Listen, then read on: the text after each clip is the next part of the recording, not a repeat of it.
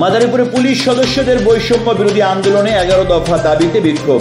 মাদারীপুরে police লাইনে বৈষম্য বিরোধী আন্দোলন করেছেন মাদারীপুরের পুলিশ সদস্যরা। বুধবার সকাল 11টায় মাদারীপুরে পুলিশ লাইনে এ বিক্ষোভ করেন। তাদের দাবি, পুলিশ জনগণের হয়ে কাজ করবে, কোনো রাজনৈতিক দলের লেজুর ভিত্তিক হয়ে কাজ করবেন না।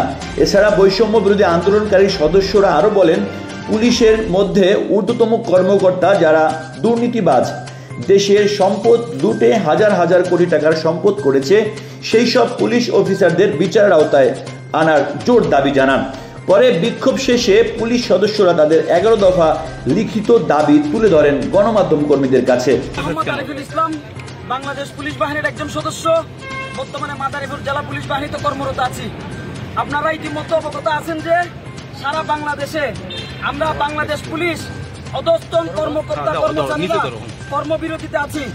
আমাদের এই কর্মবিরতি আন্দোলন আমার ডিপার্টমেন্ট, আমার দেশ, আমার জনগণের বিরুদ্ধে না। আমাদের এই কর্মবিরোধী আন্দোলন শুধুমাত্র সেই সকল ফেসিবাদী অফিসারদের বিরুদ্ধে যারা নিজ স্বার্থ হাসিল করার উদ্দেশ্য নিয়ে আমাদেরকে ব্যবহার করে এখন তারা চোরের মতো পালিয়ে আছে। সেই সাথে আমাদের এই কর্মবিরোধী আন্দোলন সেই সকল দুষ্কৃতিকারীর বিরুদ্ধে সর্বস্তরের জনগণের সেবক হয়ে কাজ করতে চাই। পুলিশি জনতা, জনতার পুলিশ।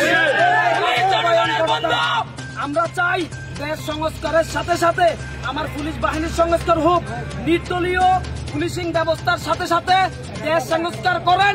আমরা আমাদের নিজের জীবন দিয়ে দিতে রাজি আছি।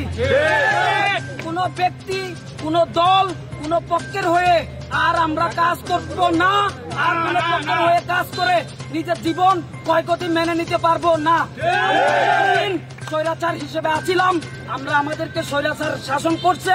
আমরা এখন এর থেকে বের হয়ে আধুনিক পুলিশ হিসেবে জনগণের পুলিশ হয়ে স্বাধীন বাংলাদেশে স্বাধীনভাবে আমরা কাজ করার অধিকার চাই।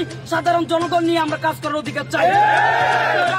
এই সাথে আরো অবগত আছেন যে আমাদের অধস্তন কর্মকর্তা কর্মচারী বাংলাদেশ পুলিশ বাহিনী এখন এই মুহূর্তে কর্মবিরতিতে আছে। আমরা 11টা দাবি উত্থাপন করেছি।